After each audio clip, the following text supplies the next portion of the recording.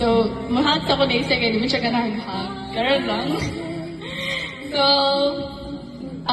classmate dahil ko ni Isay from the CMA nga mga panahon. And, ilo.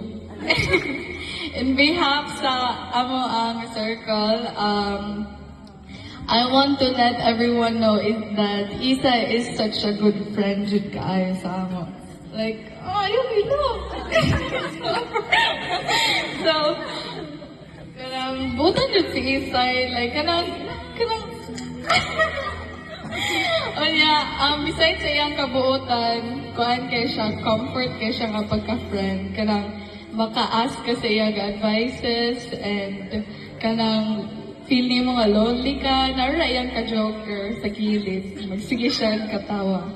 And also, ako wish sa imo sa kay, wish you a Merry Christmas. Joke! So, ako wish bitaw sa imo sa kay, continue doing the things you love and the things that you can dream of. Don't stop dreaming. Don't look for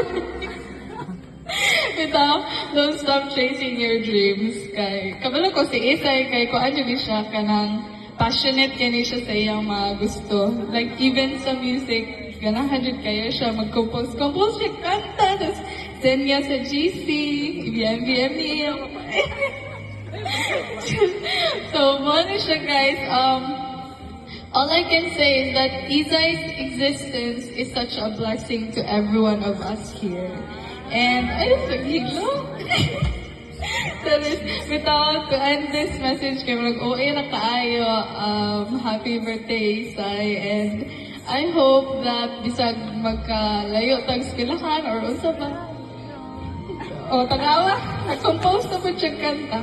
So, bisag magkalayo tag ito, dapat doon dyan tayo, hindi ka magkalayo. So, marata siya, happy birthday once again, Isay, I love you. Hagta ka